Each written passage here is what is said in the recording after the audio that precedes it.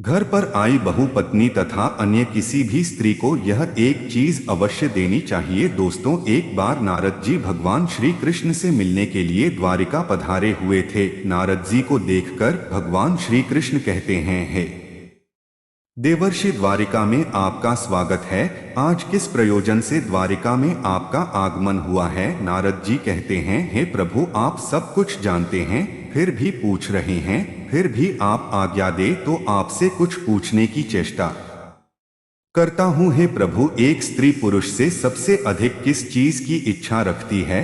जब एक कन्या विवाह के बाद अपने ससुराल में जाती है तो वह अपने ससुराल वालों से तथा अपने पति से सबसे अधिक किस चीज की मांग रखती है? जो सुवर्ण, गहने, वस्त्र, भोजन आदि से भी बढ़कर है। तब भगवान श्री कृष्ण कहते हैं, हे देवर्षि, आपने बहुत ही उत्तम प्रश्न किया है। आपके इस प्रश्न में संसार की समस्त स्त्रियों का कल्याण छिपा हुआ है। आपके इस अत्यंत महत्वपूर्ण प्रश्न का उत्तर देवी नंदा की कथा में छिपा हुआ है।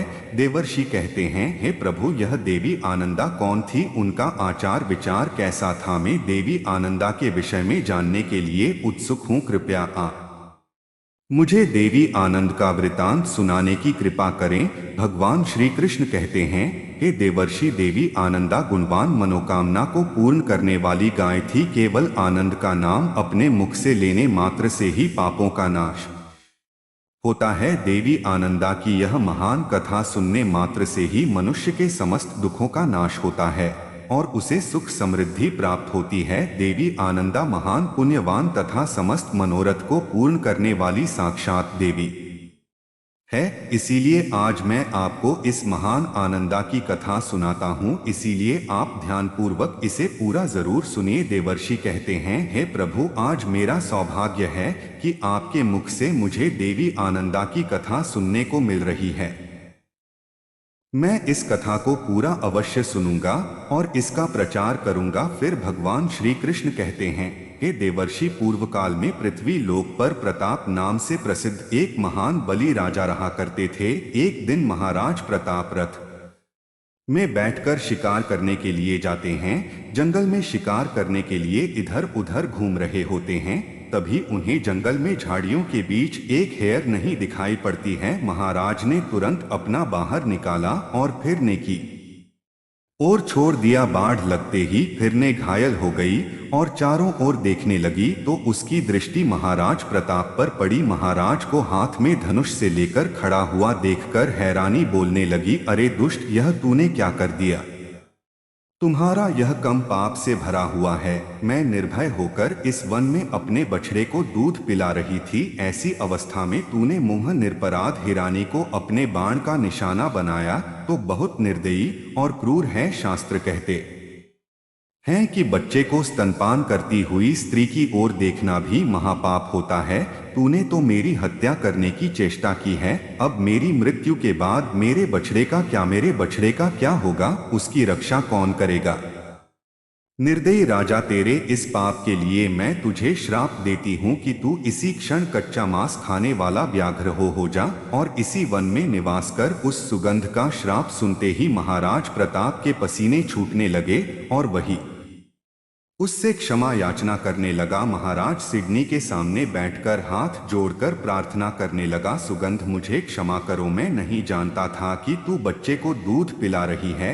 मैंने अनजाने में ही तेरा वध किया है। कृपया मेरी इस भूल को क्षमा करो और मुझे इस श्राप से मुक्ति की अवधि बताओ। फिर वह कहने लगी, है राजन, आज से 100 वर्ष बीत जाने के बाद इस वन में आनंदा नाम की गाय आएगी, वहीं तुझे इस पाप से मुक्ति दिलाएगी। और फिर राजा तुरंत ही एक भाग के रूप में बदल गया। उस भाग का आकार बहुत ही बड़ा और घोर भयानक था। वह बाद उसी वन में काल के वशीभूत रहते हुए मृगों को, अन्य चौपायों को तथा मनुष्यों को भी मारकर खाने लगा।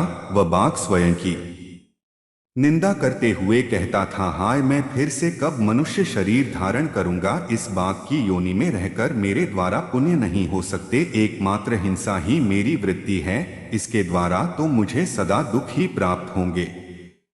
इस प्रकार से कैसे मैं इस श्राप से मुक्त हो पाऊंगा। जब उस वन में रहते हुए 100 वर्ष बीत गए तब एक दिन वहां पर गायों का एक बहुत बड़ा झुंड उपस्थित हुआ। उस वन में घास और जल की विशेष सुविधा थी, उसी कारण से गाय वहां पर चरने के लिए आई थी। उस गायों के झुंड में एक बहुत ही सुंदर तथा संतुष्ट रहने वाली गाय थी, उसका नाम था आनंद। वहीं उस झुंड की प्रधान थी तथा सबसे आगे निर्भय होकर वह चला करती थी। एक दिन वह अपने झुंड से भी चढ़ते चढ़ते उस भाग के सामने पहुंच गई। भाग उस गाय को देखते ही खड़ा हो गया और उसके पास जाकर कहने लगा, हे गाय, आज विधाता ने तुझे मेरा ग्रास नियत किया है, क्योंकि तू स्वयं यहाँ चलकर आई है। उस बाघ के रोंगटे खड़े कर देने वाले निष्ठुर वचन सुनकर उस गाय को अपने बछड़े की याद आने लगी। उसका गला भर आया और वह रोते हुए अपने बछड़े के लिए हम कार्य करने लगी। उस गाय को रोता हुआ देखकर वह बाघ बोला, अरे गाय, क्यों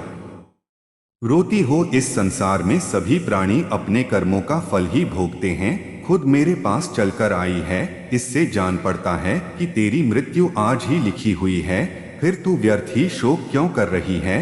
अच्छा तो बता, तो रोई किस लिए? उस भाग की बात सुनकर आनंदा ने कहा कि भाग, तुम्हें नमस्कार है, मेरा सारा अपराध क्षमा करो। मैं जानती हूँ कि तुम्हारे पास आए प्राणी की रक्षा असंभव है, आथ मैं अपने जीवन के लिए शोक नहीं कर रही हूँ। मेरी मृत्यु तो एक न एक दिन है होगी ही, किंतु ही बात मैंने अभी कुछ ही समय पहले एक बछड़े को जन्म दिया है। यह मेरा पहला बछड़ा होने के कारण वह मुझे बहुत प्रिय है। मेरा बछड़ा अभी दूध पीकर ही जीवन चलाता है, घास तो वह खा नहीं सकता। इस समय वह घर में बंधा हुआ है और भूख से पीड़ित मेरी राह देख रहा है, उसी के कारण मुझे शोक हो रहा है। मेरे न होने पर मेरा बछड़ा कैसे जीवन चलाएगा? पुत्र स्नेह के वशीभूत हो और उसे दूध पिलाना चाहती हूँ, मुझे थोड़ी देर के लिए जाने दो। मैं अपने बछड़े को दूध पिलाकर प्यार से उसका मस्तक चाटूंगी और उसे कुछ उपदेश देकर अपनी सहेलियों से उसकी रक्षा करने का वचन लेकर तुम्हारे पास लौट आऊंगी।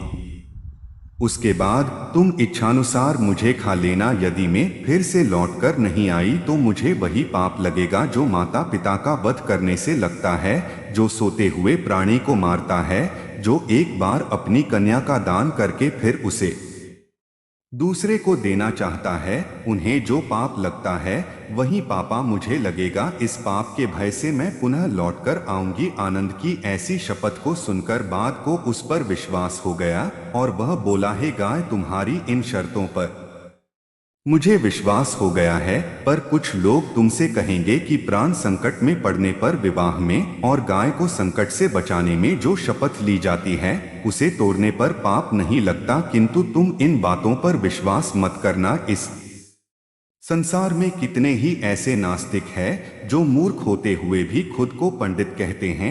वे तुम्हारी बुद्धि को भ्रम में डाल देंगे। जिनके चित्त पर अज्ञान का पर्दा पड़ा है, मनुष्य कुतर्क लगाकर तुम्हें शपथ तोड़ने के लिए भी कहेंगे, लेकिन तुम अपने वचन का पालन करना। आनंद बोली, हे भाग, तुम्हारा कथन सत्य है, मैं वचन का पालन अवश्य करूंगी। फिर बाद में कहा, हे गाय, अब तुम जाओ, अपने पुत्र से मिलो, उसे दूध पिलाओ, उसका मस्तक चाटो तथा अपनी सहेलियों से मिलकर शीघ्र ही लौटकर यहाँ आ जाओ। फिर वह गाय उस बाघ से आज्ञा लेकर वहां से चली गई। उसके मुख पर आंसुओं की धारा बह रही थी, वह अत्यंत दुखी भाव से कांप रही थी, उसके हृदय में बड़ा दुख था।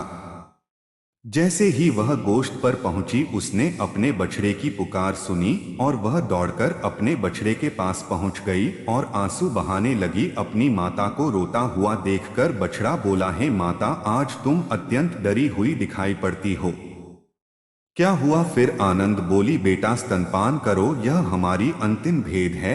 अब से तुम्हें माता का दर्शन नहीं हो पाएगा। आज एक दिन मेरा दूध पी लो, मुझे अभी लौट जाना है। मैं बांस को वचन देकर आई हूँ, भूख से पीड़ित उस बात को मुझे अपना जीवन अर्पण करना है। बछड़ा बोला, माँ, तुम जहाँ जाना चाहती हो वहाँ मैं भी चलूंगा, तुम्हारे बगैर मैं कैसे जी पाऊंगा? तुम्हारे साथ मेरा भी मर जाना अच्छा है, तुम्हारा होगी तो मैं अकेले भी तो मर ही जाऊंगा। यदि बाद तुम्हारे साथ मुझे भी मार डालेगा तो निश्चय ही मुझको उत्तम गति मिलेगी जो मात्र भक्त पुत्र को मिलती है। आठ मैं तुम्हारे साथ अवश्य चलूंगा। माता से बिछड़े हुए बालक का जीवन बहुत दुष्कर होता है। दूध पीने वाले बालक के लिए माता के समान संसार में दूसरा कोई नहीं है।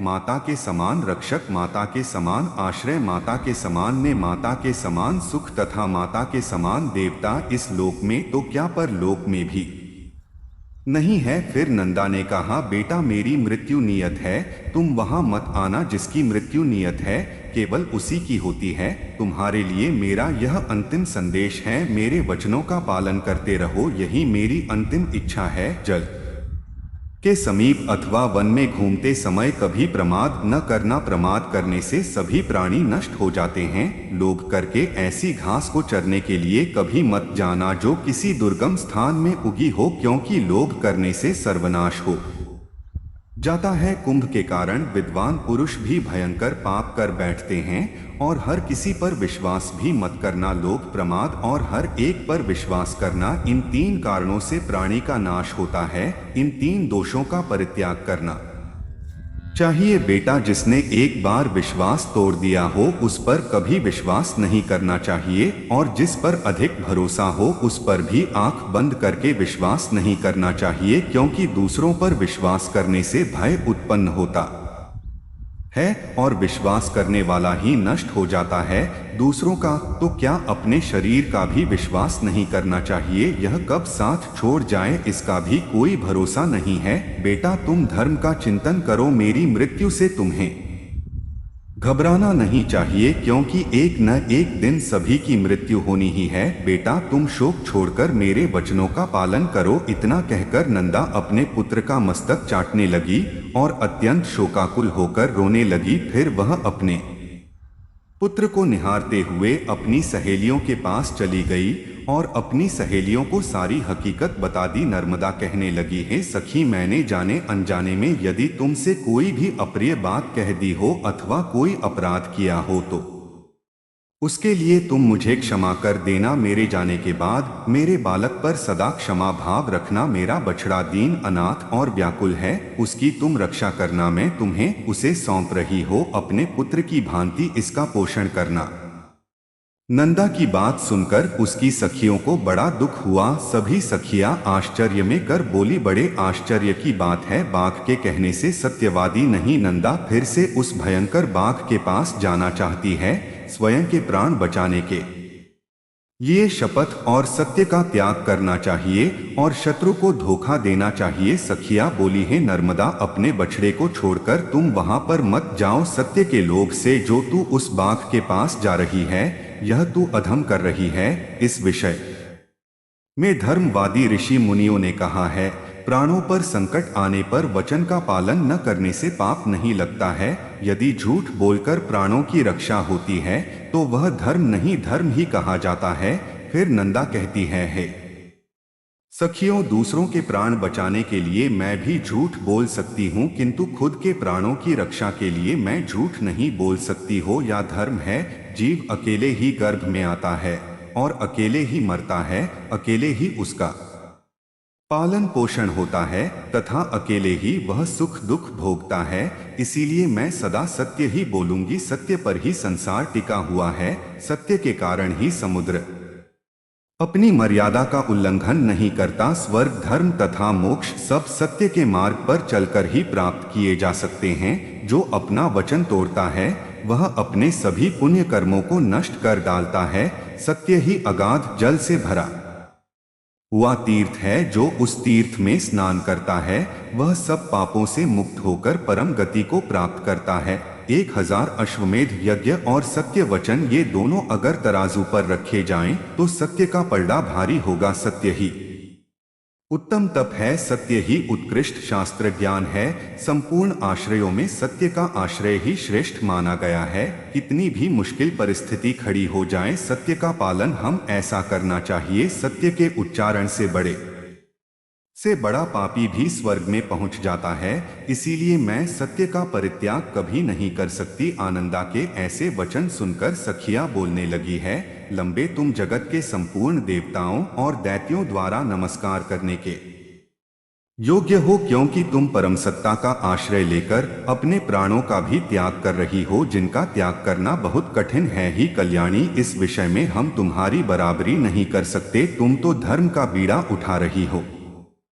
तुम्हारे इस महान त्याग से हमें यह यकीन है कि तुम्हारे पुत्र से वियोग नहीं होगा, क्योंकि जिस नारी का चित्त कल्याण मार्ग में लगा हुआ है उस पर कभी आपत्ति नहीं आती। यमराज भी उस प्राणी के प्राण नहीं लेते हैं। उसके बाद सभी से मिलकर नंदा समस्त गो समुदाय की परिक्रमा करके वहां के देवताओं और वृक्षों से विदा लेकर उस जंगल की ओर चल पड़ी। नंदा उस स्थान पर जा पहुंची जहां पर वह तीखी दाढ़ी वाला और भयंकर आकार वाला वह मांसभक्षी बाघ बैठा हुआ था। उसके पहुंचने के साथ ही उस गाय का बछड़ा बहुत तेजी से दौड़ता हुआ वहां पर आ गया और अपनी माता तथा उस बाघ के बीच में आकर खड़ा हो गया। बछड़े को देखकर वर्णन लगाए उस बाघ से बोली, हे बाघ, मैं सत्य धर्म का पालन करती हुई तुम्हारे पास आ गई हो। अब तुम केवल मुझे खाकर अपनी तृप्ति करो, किंतु मेरे बछड़े को जीवनदान दो। फिर वह बाघ बोला, हे गाय, तुम तो बड़ी सत्यवादी नहीं निकली है।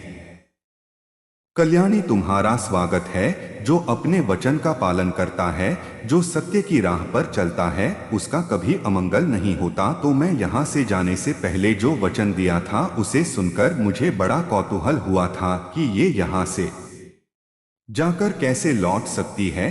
तुम्हारे सत्य की परीक्षा के लिए ही मैंने तुम्हें भेज दिया था, अन्यथा मेरे पास आकर तुम जीवित नहीं लौट सकती थी। लेकिन मेरा वह कौतूहल पूरा हुआ। मैं तुम्हारे भीतर सत्य की खोज कर रहा था, वह मुझे मिल गया। इस सत्य के प्रभाव से मैं तुम्हारे प्राणों को बख्श देता हूँ। आज से तुम मेरी बहन हो और यह तुम्हारा पुत्र मेरा भांजा हो गया है। कल्याणी, तुमने अपने आचरण से मुझ जैसे महापापी को यह उपदेश दिया है कि सत्य पर ही संपूर्ण लोक टिका हुआ है, सत्य के ही आधार पर धर्म टिका हुआ है। हे देवी, जो तुम्हारा दूध पीते हैं वे सभी धन्य है, कृतार्थ है, उन्होंने पुण्य प्राप्त किया है, उनका जन्म सफल हुआ है। गायों में ऐसा सत्य है, यह देखकर अब मुझे अपने जीवन से घृणा हो रही है।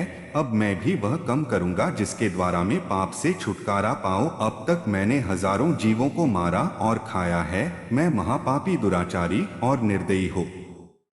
पता नहीं इस पाप के कारण किस लोक में जाना पड़ेगा। बहन, इस समय मुझे पापों से शुद्ध होने के लिए कौन सी तपस्या करनी चाहिए, उसे संक्षेप में बताओ। फिर वह गाय बोली, हे बाघ भाई, विद्वान पुरुष सत्य युग में तप की प्रशंसा करते हैं और त्रेता में ज्ञान की तथा द्वापर युग में यज्ञ को उत्तम कहा गया है और कलयुग में एकमात्र दान को ही श्रेष्ठ माना गया है। सभी दानों में एक ही दान सर्वश्रेष्ठ है, वह है समस्त प्राणियों को अभयदान। इससे बढ़कर दूसरा कोई दान नहीं है। जो समस्त प्राणियों को अभयदान देता है वह सभी प्रकार के भय से मुक्त होकर परम ब्रह्मा को प्राप्त होता है। अहिंसा के समान न कोई दान है और न कोई तपस्या है। जिस प्रकार से हाथी के पैर के चिन्हों में सभी प्राणियों के पैर के चिन्हट समा जाते हैं, उसी प्रकार से अहिंसा के द्वारा सभी धर्म प्राप्त हो जाते हैं। पुरुष को अपनी पत्नी की सदैव रक्षा करनी चाहिए। जो पुरुष अपनी पत्नी को अभयदान देता है उसकी पत्नी 7 जन्मों के लिए उसी की हो जाती है। शरण में आई हुई स्त्री को अभयदान देना चाहिए। जिस पुरुष से किसी भी स्त्री को भय नहीं लगता वह पुरुष तीनों लोकों में कीर्ति प्राप्त करता है। जो कभी किसी स्त्री के साथ हिंसा नहीं करता, जो सदैव स्त्रियों की रक्षा करने में तत्पर रहता है, उसे विष्णु लोक की प्राप्ति होती है। स्त्री का वध करने वाले को कुंभ भी पार्क नरक में डाला जाता है। इसीलिए पुरुष का यह कर्तव्य होता है कि वह अपनी पत्नी की रक्षा करें, उसे अभयदान दे। जिस व्यक्ति से सभी को भय लगता है, जो दूसरों में डर निर्माण करता है, जो दूसरों के साथ हिंसा करता है, वह सबसे बड़ा पापी है। और जो सभी से प्रेम करता है, सभी पर दया दिखाता है, जो सभी को अभयदान देता है, वह तीनों लोकों में कीर्ति प्राप्त करता है। यही परम कल्याण का साधन है, जिसे मैंने संक्षेप में तुम्हें बताया है। बाद ने कहा है, देवी, पूर्व काल में एक राजा था, किंतु एक मृगी के श्राप के कारण मुझे बाघ का शरीर प्राप्त हुआ था। तब से मैं निरंतर प्राणियों का वध कर रहा था, जिस कारण से मैं सारी बातें भूल गया था। इस समय तुम्हारे संपर्क से और उपदेश से मुझे फिर से सब कुछ स्मरण हो गया है। हे देवी, अब मैं तुमसे एक प्रश्न पूछता हूँ, तुम्हारा नाम क्या है? वह गाय बोली, मेरे स्वामी का नाम लंड है और उन्होंने ही मेरा नाम नंदा रख दिया है। फिर जैसे ही नर्मदा का नाम कान पर पड़ा, राजा प्रभंजन श्राप से मुक्त हो गए और बाघ का रूप छोड़कर फिर से अपने पूर्व स्वरूप में लौटकर आ गए। फिर उसी क्षण नर्मदा का दर्शन करने के लिए साक्षात धर्मराज उस स्थान पर आ गए और बोलने लगे, ही नंदा, मैं धर्म हो तुम्हारी सत्यवाणी से आकर्षित होकर यहाँ आया हूँ। तुम मुझसे कोई श्रेष्ठ वर मांग लो। धर्म का वचन सुनकर नंदा ने यह वर मांगा, हे धर्मराज, आपकी कृपा से मैं अपने पुत्र सहित उत्तम पद को प्राप्त हो जाओ। इस स्थान पर मौजूद जो सरस्वती नदी है वह मेरे ही नाम से प्रसिद्ध हो और इसका नाम नंदा पर जाए। यह स्थान पर धर्म प्रदान करने वाला शुभ तीर्थ बन जाए। इस प्रकार से वर मांगने पर धर्मराज ने तथास्तु कहकर वहां से अदृश्य हो गए और नंदा अपने बछड़े के साथ उत्तम लोक को चली गई। तो दोस्तों, इस प्रकार से इस कथा के माध्यम से हमें पता चलता है कि सबसे बड़ा दान अभयदान है। कभी भी अपने माता पिता, पत्नी, मित्र आदि के साथ हिंसा न करें, सभी से प्रेम करें और संसार के सभी प्राणियों को अभयदान प्रदान करें। यह कथा आपको कैसी लगी कमेंट करके जरूर बताएं। वीडियो अच्छा लगा तो इसे लाइक जरूर करें और कमेंट में जय गौ माता तथा जय श्री कृष्ण जरूर लिखें।